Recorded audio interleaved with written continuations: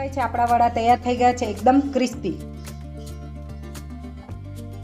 તો જય શ્રી કૃષ્ણ, હું છું વૈશાલી સોની. વૈસુસ કિચનમાં તમારું સ્વાગત છે. આજે આપણે બનાવીશું ફરાળી વડા. એના માટે 4 નંગ બટાકામાં પહેલેથી બાફી અને ઠંડા કરી રાખ્યા છે. એમાં ફરાળી લોટ 1 વાટકી લીધો છે. 1 વાટકી સાબુદાણાને મેં 4 કલાક પહેલાં ધોઈ 2 પાણીએ અને ડૂબે એટલા પાણીમાં પલાળી અને રાખ્યા હતા. જો આ સરસ કોરા થઈ ગયા છે.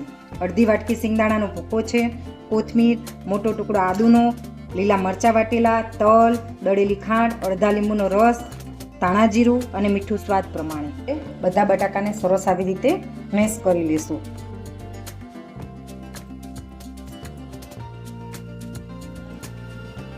બટાકા આપણા બધા સરસ મેશ થઈ ગયા છે. હવે આપણે એમાં નાખીશું સાબુદાણા.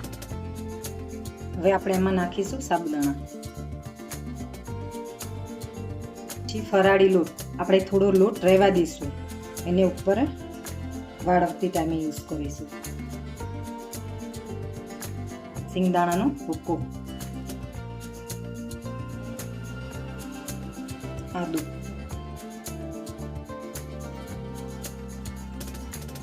લીલા મરચાં,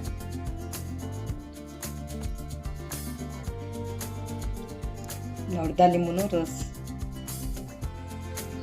1 ચમચી ધાણા જીરું, 1 ચમચી તલ, 1 ચમચી ખાંડ. જે તમારે નાખવી હોય તો નાખી શકો છો, નહીં તો એને સ્કીપ પણ કરી શકો છો. અને મીઠું સ્વાદ પ્રમાણે.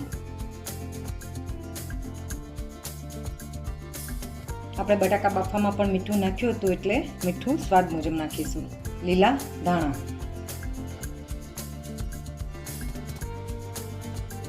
આ બધું આપણે મિક્સ કરી લઈશું.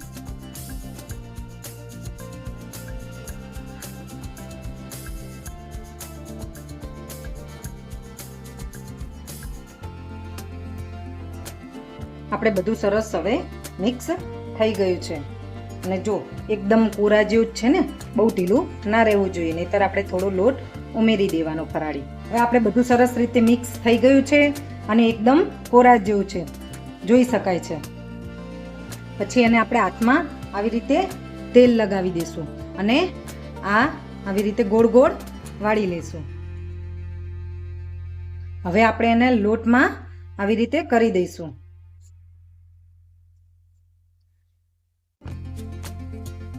જો એકદમ સરસ થઈ ગયું છે ને, આવી રીતે આપણે બધાય કરી લઈશું. જો સરસ થઈ ગયો છે ને, આપણે બધા આવી રીતે કરી લઈશું. અને તેલ આપણે ગરમ થવા પહેલેથી જ રાખી દીધું છે, એટલે આપણે એમાં બધા મીડિયમ ટુ લો ફ્લેમે તળી લઈશું. એને વડા આવી રીતે ગોળ ગોળ વાળી લઈશું અને એને તેલમાં તળી દઈશું.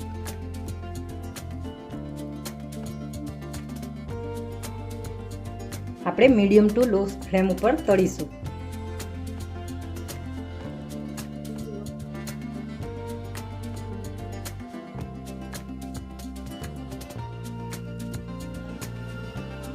હવે આપણે એને આવી રીતે પલટાવીશું.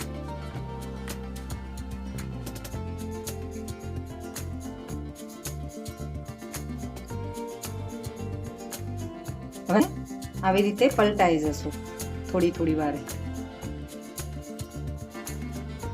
હવે આપણે 3 થી 4 મિનિટ થઈ ગઈ છે અને આપણા વડા સરસ તળાઈ ગયા છે. દેખી શકાય છે ને કેવા મસ્ત વડા થઈ ગયા છે. હવે આપણા વડા તૈયાર થઈ ગયા છે અને આપણે સોસ સાથે સર્વ કરીશું. આવી નવી રેસિપી દેખવા માટે વૈસુસ કિચનને સબસ્ક્રાઇબ કરો, લાઈક અને શેર કરો.